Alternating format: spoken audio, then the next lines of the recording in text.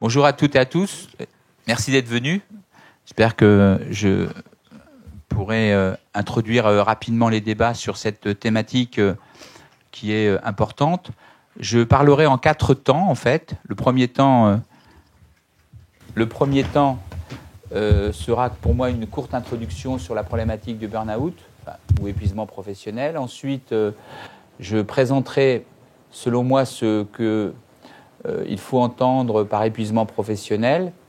Et je verrai ensuite la problématique de reconnaissance qui est essentielle à l'heure où je vous parle. Et enfin, je terminerai sur des points de détail. Alors, l'introduction, ce que l'on peut dire, c'est que aujourd'hui, pas simplement en France, mais dans tous les pays, se pose la question du rapport au travail, le rapport des individus au travail.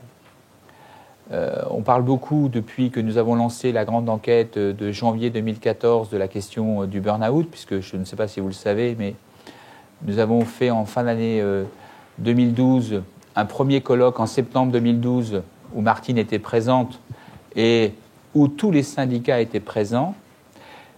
Colloque qui s'est tenu rue Jules César, près de la gare de Lyon, où on s'était donné comme rendez-vous le fait d'agir pour faire en sorte qu'il y ait une meilleure reconnaissance de cette pathologie psychique principalement liée au travail. À dire vrai, on a été peu à tenir cet engagement, à part Martine et moi. Mais nous, on a continué, donc on est là aujourd'hui devant vous. Depuis lors, Technologia a remis un gros travail que vous pouvez trouver sur notre site internet. Vous allez sur le site de Technologia, vous avez l'étude. Et à la suite de cette étude que je vais vous présenter, nous avons lancé un appel qui a été signé à ce jour par près de 10 000 personnes. Appel qui, je dirais, pose la problématique de la reconnaissance comme étant une des solutions au problème. Alors bien sûr, je vous appelle à signer cet appel. C'est important de le signer vous-même, de le faire signer. Je précise que la Confédération CGC a été la première organisation syndicale à s'engager sur cet appel à nos côtés.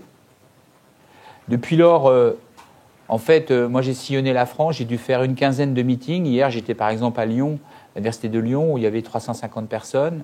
La semaine dernière, avec Martine et d'autres, nous étions aux états généraux du burn-out, peut-être que certains d'entre vous y étaient, à la mairie, dans la salle Olympe de Gouges, à la mairie du 11e, où en 3 semaines, il y a eu 600 inscrits, 530 personnes qui sont passées. Je ne sais pas si vous vous rendez compte de l'acuité du problème. Je discute pas mal avec beaucoup de journalistes et tous me disent que c'est un sujet qui est très porteur sur le plan médiatique. Porteur non pas parce que ça sera un effet de mode, mais parce que effectivement, ça répond, les gens cherchent des réponses à des questions qu'ils se posent étant donné les contraintes qu'ils vivent. Voilà pour l'actualité. Il faut savoir que, par exemple, aux États-Unis, actuellement se multiplient les procès de salariés envers leur employeur parce qu'ils considèrent qu'un certain nombre d'heures de travail ont été effectuées en dehors du lieu de travail avec la mobilisation que permet aujourd'hui les nouveaux moyens de communication. En Allemagne, de même, gros problème. En Belgique, la Belgique vient de légiférer sur cette question. En France, à dire vrai, on est un peu dans le wait and see. Alors, il ne faut pas se décourager, je dis ça pour Martine, il faut continuer. Les batailles sont parfois longues, mais on est sur la bonne voie. Suite à l'appel que nous avions lancé en janvier, dont j'avais informé M. Combrexel, à l'époque directeur général du travail, en novembre, la DGT a lancé une étude qui vient d'être rendue, qui va être rendue publique. J'ai le rapport qui sera rendu public, je crois, demain ou cet après-midi. Bon, alors, on en dit ce qu'on en veut de ce rapport, mais ce que je veux dire par là, et ça c'est important, c'est que quand la Direction générale du travail décide de mener cette étude, elle montre en creux que le burn-out n'est pas un phénomène de fragilité personnelle, n'est pas un problème de vulnérabilité intrinsèque aux personnes, mais est bien une question centrale dans le monde du travail aujourd'hui. Et pour moi, ça, c'est très important. Pourquoi ? Parce que quand vous parlez de gens qui s'écroulent au travail, des gens surinvestis qui s'écroulent au travail, on vous raconte des choses qui sont parfois très surprenantes. On vous dit, oui, mais attendez, c'est une erreur de recrutement. Oui, mais attendez, cette personne-là, elle a d'autres problèmes. C'est pas nous qui l'avons mis dans cet état. Bon, et toutes les réponses qui viennent, elles tendent au négationnisme du phénomène, au déni du phénomène. Alors, rapidement, je vais expliquer ce que c'est, en fait, que cette pathologie principalement liée au travail. Je vous renvoie, pour ceux qui sont un peu courageux et qui ont un peu de temps, je sais que ce n'est pas toujours simple avec votre fonction, j'en discutais tout de suite, parce que il y a votre travail et puis il y a tous les problèmes à traiter, les salariés qui viennent vous voir, vous êtes aussi, je dirais, parfois au feu, comme on dit, et donc ce n'est pas toujours simple de dégager du temps pour pouvoir répondre et pour pouvoir suivre. Hein. Vous devez à la fois suivre ce qui vient du bas, comme on dit, et puis ce qui tombe du haut, donc ce n'est pas simple toujours de faire la jonction des deux. Et j'en ai bien conscience, parce que moi je fais un peu quelque part le même métier, mais d'une autre manière, et je dois suivre les deux bouts, et ce n'est pas toujours évident. Alors pour nous, ce qu'il faut comprendre, c'est que le terme burn-out, je ne referai pas l'histoire, éventuellement, le docteur Kyrier pourra reprendre sur ces points-là, mais pour nous, le burn-out doit être appréhendé non pas dans une démarche essentiellement individuelle, mais plutôt dans une démarche collective. On ne doit pas laisser l'individu face à cette problématique. C'est à l'entreprise, c'est à l'employeur, le service public, de prendre les mesures pour faire en sorte que l'individu ne soit pas amené, en venant au travail, à perdre la santé, voire à perdre la vie. Vous voyez, dans cette salle, il y a un ami avec qui j'ai travaillé il y a quelques années. En 2010, chez lui, le directeur qualité de sa société, épuisé par le travail, a été amené, alors qu'il était parti en Corse en vacances avec sa femme et sa fille, alors qu'il était saturé de travail, alors qu'il était, je dirais, véritablement dans une logique de repos absolument volontaire pour lui. Après 2 jours de travail, 2 jours de repos, on lui a demandé, après 3 jours de téléphone, de rentrer à Paris. Il arrive, il était en Corse avec sa femme, sa fille, il avait pris le premier repas. En début d'après-midi, le téléphone sonne, il répond. Au bout d'1 heure, sa femme, sa fille vont à la plage sans lui. Le lendemain matin, rebelote. Durant toute une journée au téléphone. Le surlendemain matin, à nouveau au téléphone. Là, déjà, dans le couple, c'était un peu compliqué, vous imaginez. Et vers 15 heures, on lui demande de rentrer sur Paris. La mort dans l'âme, il essaye de rentrer en avion, plus d'avion à cette heure-là, il prend le bateau et il prend le train de nuit, et puis effectivement, il arrive chez lui, dans le sud de Paris, et là il disparaît des radars, sa femme s'inquiète, elle appelle, elle rentre en catastrophe et elle le trouve, il est mort dans la buanderie.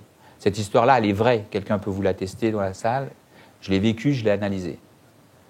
Et vous voyez que quand vous voyez cela, vous vous dites que ce garçon, qui était à la moitié de sa vie peut-être, qui a été poussé à bout, qu'on a été chercher dans son repos alors qu'il avait 6 mois de travail intense pour les qualifications qualité, ce garçon serait peut-être encore parmi nous si des dispositifs avaient été pris en place, si on n'avait pas mis une pression, je dirais, très forte sur lui.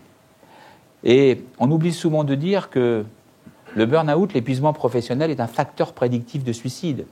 La personne qui a été poussée à bout peut, à un moment donné, quand elle rencontre une difficulté, je dirais avoir ce qu'on appelle un rapsus suicidaire, c'est-à-dire passer à l'acte. Vous voyez, donc ce n'est pas anodin. Moi-même, Technologia, vous le savez peut-être, j'ai été amené à conduire plusieurs grandes missions. Je me suis occupé des crises suicidaires chez Renault, je me suis occupé avec Michel Placier et d'autres camarades de la CFE-CGC. Je me suis occupé des crises suicidaires chez France Télécom pendant plus d'1 an et demi. Et à chaque fois, on voit bien que la bascule, elle est très souvent liée à des problématiques. Allez-y, asseyez-vous. Elle est très souvent liée à des problématiques où le travail a sa part. Donc, il faut vraiment aujourd'hui parvenir à repenser ces questions-là. L'étude que nous avons menée a montré que l'épuisement professionnel avait 4 grandes phases. La première phase, c'est celle, je dirais, de l'optimisme ambitieux, de l'investissement. La personne s'investit au travail, elle reçoit, je dirais, une certaine valorisation, elle est bien impliquée. Le travail est important dans nos vies, c'est ce qui nous permet de nous construire, c'est ce qui nous permet d'être au quotidien avec les autres, c'est ce qui nous permet une créativité, c'est ce qui nous permet tout simplement, pour 8 heures de notre temps quotidien, je dirais, d'exister socialement. Si la personne travaille énormément, elle va rentrer dans la deuxième phase. La deuxième phase, c'est celle où on commence à payer un lourd tribut au travail. La vie s'organise globalement entre 3 grands temps. Le temps du sommeil, pour ceux qui sont, je dirais, en travail diurne. Le temps, je dirais, de la vie culturelle, affective, sociale, à peu près 8 heures. Et puis, le temps du repos, à peu près 8 heures. Bon, bien sûr, ça peut changer. C'est vrai qu'aujourd'hui, le travail atypique s'est développé fortement. Mais globalement, il y a des équilibres à respecter si on veut tenir sur le long terme. Et ce que l'on constate, c'est que, en fait, le travail, aujourd'hui, la toute-puissance du travail envahit tout. On le voit, étude en 2003, je dirais, sur l'étude Summer sur le travail des cadres, vous en faites partie, le soir chez eux, était à peu près à 1/3. En 2013, quand on a repris cet élément dans notre étude, on a calculé qu'on était passé à la moitié. C'est-à-dire que très régulièrement, les cadres travaillent le soir chez eux, parfois jusqu'à minuit. Très, très régulièrement. Donc, intensification du travail, que tout montre. L'étude de la DARES de 2014 le montre. Il y a une très forte intensification du travail. Personne ne peut et ne doit la nier. Donc, seconde phase. Seconde phase, l'individu s'investit beaucoup et il sacrifie une partie de ses autres activités familiales, sportives, sociales, à son travail. Et s'il continue dans cet investissement très longtemps, il va rentrer dans ce qu'on appelle la troisième phase, la phase où là, il commence à être en très grand danger en termes de santé, voire en termes de pérennité de son existence. La troisième phase, c'est celle où l'anxiété commence à monter parce que l'individu a trop travaillé, commence à être un peu angoissé, à faire des erreurs, à être moins sûr de lui, à ne plus avoir la force de faire de la créativité. Il s'éloigne des autres, il s'isole. Il est un peu comme, on le dit, dans un travail frénétique, avec un acharnement frénétique. Et là, à ce stade, très souvent, il perd la reconnaissance qui lui venait des premières et deuxièmes phases. Et très souvent, d'ailleurs, on arrive à requalifier en accident du travail, je dirais, cette pathologie. Pourquoi ? Parce que la réaction de l'employeur, de la hiérarchie, c'est quelque part souvent de sanctionner l'individu parce qu'il est moins performant. Parce qu'il est moins performant. Et cette soudaineté permet parfois d'avoir la possibilité de qualifier en accident du travail cette pathologie, parce qu'il y a une soudaineté, il y a une engueulade, il y a des faits qui se font qu'à un moment donné, ça craque. À cette troisième phase, il faut bien dire les choses, l'individu commence aussi à être cynique. C'est le médecin qui vous dit oui, la chambre 3, c'est la vessie de la troisième chambre. Vous voyez, c'est plus un individu, on dématérialise, on déshumanise, je dirais, les êtres humains. L'individu aussi, à ce stade, peut être victime de ce qu'on appelle le syndrome de l'imposteur. C'est-à-dire qu'il commence à perdre ses repères, alors qu'auparavant, il était à peu près bien dans les rails. Il commence à douter de lui-même en raison, je dirais, des erreurs qu'il commet. Et très souvent, il commence à douter de lui-même. Et quand il commence à douter de lui-même, ça peut être, je dirais, très impactant, ça peut le conduire à une crise identitaire forte.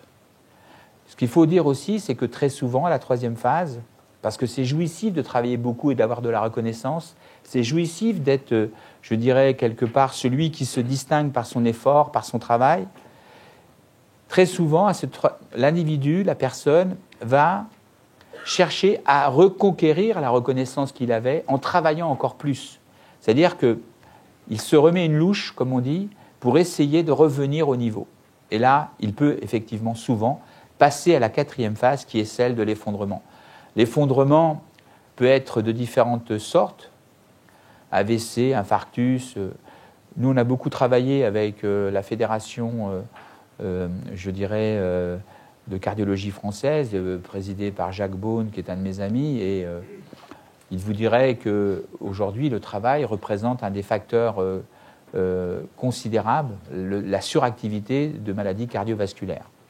Donc, vous voyez, voilà ce que c'est à peu près, je dirais, globalement, en quelques minutes, on pourrait faire ça en 2 jours, mais ce que c'est que, globalement, pour nous, l'épuisement professionnel. Alors, qu'est-ce qui se passe? Quand les gens sont victimes, je passe à ma 3e phase, quand les gens sont victimes d'une surintensité au travail, d'un rythme trop soutenu, d'un travail subi, d'un travail qui est loin d'être sain, S-A-I-N, quand les gens sont dans cette dynamique-là, et que, quelque part, ils s'effondrent, et souvent, pour pouvoir, je dirais, se consumer, burn-out, ça veut dire se consumer, il faut s'être enflammé, c'est-à-dire que c'est souvent les meilleurs, eh bien, ces gens-là, lorsqu'ils se sont consumés totalement, ils sortent par la petite porte. C'est-à-dire que la personne qui fait un épuisement professionnel, c'est une malade comme les autres. C'est une maladie ordinaire. Donc pourquoi irait-on en discuter avec le CHSCT? Pourquoi en discuter avec les DP, avec la médecine du travail? Puisque c'est une maladie ordinaire. Les gens sortent et puis ils sont à la charge de l'assurance maladie, du régime général de l'assurance maladie, alimenté par les cotisations des salariés. Et puis voilà, on passe à autre chose. Ce qui fait que certains univers, peut-être chez vous, nous on en connaît beaucoup dans les S2I, on travaille beaucoup avec les S2I, certains univers sont perclus d'épuisement professionnel. Et dans d'autres, ça va plutôt bien. On voit bien donc que le système actuel de prise en charge et de reconnaissance est une des parties non négligeables du problème. Parce qu'il n'y a pas de prévention possible lorsque vous ne connaissez pas. La Cour des comptes, dans un rapport il y a 1 an et demi, prenait la question des dépressions. Et elle expliquait tout à fait justement que les dépressions d'épuisement professionnel étaient mises dans le même sac que les dépressions tout court. Vous pouvez perdre, je ne sais pas, un ami, vous pouvez perdre un enfant, qu'on soit, je dirais, vraiment en dépression, ça se comprend. Vous voyez ? D'ailleurs, ça nécessite un autre traitement. Ce n'est pas la même chose. Mais le fait est que tout est dans le même sac et que quand tout est dans le même sac, on ne peut pas prévenir. Et pourquoi on ne peut pas prévenir? Parce qu'encore une fois, on ne sait pas cataloguer, on ne sait pas classifier. Et pour cela, il nous faut aller vers la reconnaissance en maladie professionnelle. Je dirais que la reconnaissance en maladie professionnelle de cette pathologie est possible aujourd'hui. Elle est possible, mais elle est extrêmement ardue. Pourquoi? Parce que les victimes, pour être reconnues, doivent constituer un dossier, le présenter devant le médecin de l'assurance maladie qui va, quant à lui, chercher à vérifier 2 phénomènes, deux conditions pour pouvoir instruire le dossier. Première condition, il va vérifier que la pathologie psychique est principalement liée et essentiellement liée au travail. À la limite, c'est normal, il n'y a pas de souci là-dessus. Seconde condition, il va effectivement vérifier les conséquences de la pathologie sur la capacité de travail de l'individu. Et il va vérifier le taux, ce qu'on appelle le taux d'IPP, de la capacité permanente professionnelle. Et si ce taux est inférieur à 25%, il n'instruira pas le dossier. 25%. Alors, quand on dit ça aux gens, en général, ils ne comprennent pas très bien ce que ça signifie, le 25%. Mais sachez qu'à titre de comparaison, si on vous arrache la main, vous avez 20% d'IPP. 20%. Donc, quand vous avez 25%, c'est que véritablement, vous êtes très, très, très mal sur le plan psychique et que peut-être vous ne retravaillerez jamais à vie. Nous, on travaille avec des psychiatres, un technologien. Certains vous disent que Michel Debout le disait la fois dernière, professeur de médecine légale et psychiatre, que dans sa carrière, il n'avait que très rarement eu à connaître de gens ayant un tel taux. Vous voyez, donc, on a dès l'entrée, pour se faire reconnaître, une impossibilité. Donc les gens se découragent et ils passent à autre chose. Ils restent chez eux en maladie ordinaire, ils essayent de faire face, ils essayent de comprendre ce qui leur est arrivé, ils essayent de remonter un peu en activité, mais c'est très compliqué. Alors, vous allez me dire, bon, so what ? Le problème, c'est qu'aujourd'hui, on n'est pas à quelques dizaines de cas. On n'est pas comme l'an dernier à 225 cas de reconnus. On a des milliers de gens qui sont dans cette situation. Je donnerai simplement l'indication suivante pour que vous compreniez. Le docteur Bernard Morat, qui est médecin du travail sur Tours, a, à la suite de la campagne qu'on a lancée, lui-même décidé d'envoyer, avec le soutien de Bernard Salingro, de Martine Quirier, d'une grande quantité de médecins de la CFE-CGC, de lancer lui-même une campagne. Et dernièrement, je l'ai vu, on s'est vu aux États généraux, et il a donné des chiffres qui sont époustouflants. Il y a 10 ans, il avait 1 à 2 cas par an. Aujourd'hui, lui seul a dû traiter l'an dernier 12 cas d'inaptitude pour burn-out. 12. Ils sont 30 médecins dans son entreprise de médecine du travail de Tours. 30. Il y a plus de 300, et tous les autres médecins sont comme lui. Il y a rien qu'à Tours, plus de 300 personnes qui ont été, déclarées en inaptitude du fait du burn-out. Vous imaginez pour la France entière ce que ça signifie ? Donc on est dans une situation où, globalement, il devient extrêmement urgent de faire quelque chose.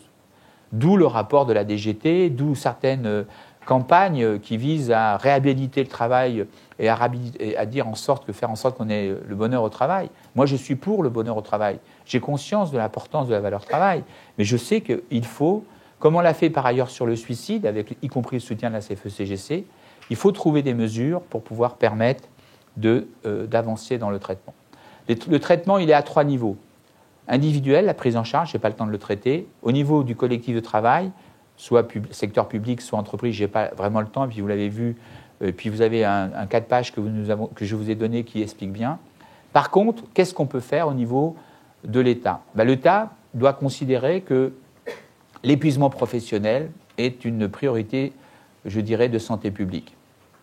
Il doit considérer qu'aujourd'hui, il n'est pas normal que le coût du burn-out soit supporté essentiellement par le régime général de l'assurance maladie et non pas par la branche AT-MP qui, en fait,